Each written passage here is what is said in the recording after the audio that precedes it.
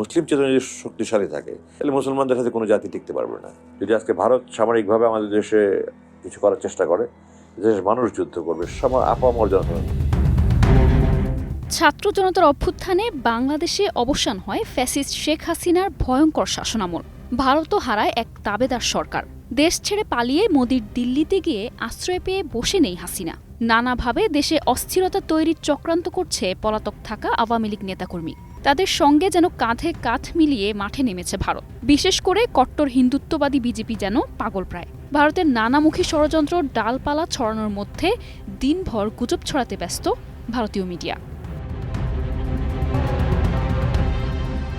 তবে হিন্দুত্ববাদী ভারতের আগ্রাসন, ষড়যন্ত্র, সংখ্যালঘু নির্যাতনের কল্পকাহিনী বানিয়ে অপপ্রচার, দিল্লিতে আশ্রয় নেয়া খুনি হাসিনার অপতৎপরতা রুখে দিতে সব মত পথের রাজনৈতিক দল ঐক্যবদ্ধভাবে থাকায় এবার বাংলাদেশের আস্থার প্রতীক সেনাবাহিনীকে নিয়ে নানা গুজব ছড়াচ্ছে ভারতীয় মিডিয়া। কিন্তু ভারত কেন এমন করছে, এসব প্রশ্ন অনেকের মনেই ঘুরপাক খাচ্ছে। সম্প্রতি একটি ইউটিউব চ্যানেলে বিষয়টি নিয়ে নিজের মত তুলে ধরেছেন সাবেক সেনা কর্মকর্তা আমান আজমি।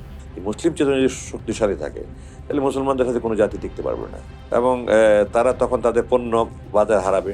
তাদের আধিপত্যবাদ যে মনে হয়েছে একটা তাবেদার সরকার বসাতে পারবে না, নিজেদের মনে করে চালাতে পারবে না। সবসময় পেটের ভিতরে যদি একটা বেদনা থাকে, ব্যথা থাকে, আপনি কি শান্তি থাকবেন?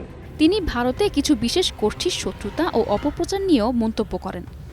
এখন তো তারা বেদনার কারণ হয়েছে, তারা তো এখন মরিয়া হয়ে গেছে। মোদির মতো লোক টুইটার দিচ্ছে, প্রধানমন্ত্রী টুইটার দিচ্ছে, এবং তারা তাদের মিডিয়া এবং সমস্ত ওয়ার্ল্ড ওয়াইড তারা যে সমস্ত প্রচার প্রজ্ঞাপন, আপনি দেখেন আমাদের সেনাপ্রধান ভারতের সেনাপ্রধানের সাথে কথা বলেছে ওই 5ই আগস্টের আশেপাশে।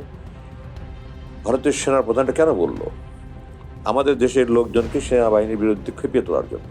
কট্টরবাদী হিন্দু দল বিজেপির অনেক নেতা বাংলাদেশে সামরিক আগ্রাসন নিয়ে নানা কথা বলছে, কিন্তু সাবেক সেনা কর্মকর্তা আমান আজমি মনে করেন এমন কিছু করলে ভয়াবহ পরিণতি ভোগ করবে ভারত। আজকে যদি ভারত সামরিক আগ্রাসন সামরিকভাবে আমাদের দেশে হস্তক্ষেপ করে, এদেশের মাটি পর্যন্ত যুদ্ধ করবে, মানুষ না শুধু 71 সালে যেমন মানুষ দেশপ্রেমে যুদ্ধ করেছে, যদি আজকে ভারত সামরিকভাবে আমাদের দেশে কিছু করার চেষ্টা করে, দেশের মানুষ যুদ্ধ করবে, আপামর জনতা যুদ্ধ করবে। চিকেন নেক ভারতের সাম্রাজ্যবাদের বিরুদ্ধে বাংলাদেশের বড় অস্ত্র বলেও মনে করেন সাবেক এই সেনা কর্মকর্তা। এটা মিলিটারিতে আমরা শিলিগুড়ি করিডোর বলি। চিকেন নেক টার্মটা আমি এই মুক্তির পরে শুনছি, এর আগে শুনিনি কোনোদিন। বাংলাদেশ সেনাবাহিনী যদি ওই জায়গাটা কাট অফ করে দিতে পারে তাহলে যে 7 সিস্টার তাদের অচল হয়ে যাবে, কারণ তাদের আর ল্যান্ড কমিউনিকেশন নাই কোনো। প্রতিবেশী কোনো দেশের সঙ্গেই মোদির ভারতের সুসম্পর্ক নেই। বিশেষ করে পাকিস্তান, চীন, শ্রীলঙ্কা এইসব দেশগুলোর সঙ্গে ভারত সম্পর্কের টানাপোড়েন ভয়াবহ। স্বৈরাচার হাসিনাকে আশ্রয় দেয়ায় বাংলাদেশের সঙ্গে কূটনৈতিক টানাপোড়েন চলছে। এর মধ্যেই সেনাবাহিনীকে নিয়ে দেশটির মদদে মিডিয়ায় অপপ্রচারকে ভারতের ভয় বলে উল্লেখ করেছেন আজমি। নিশা আলম, নিউজ ডেস্ক, 21 টেলিভিশন।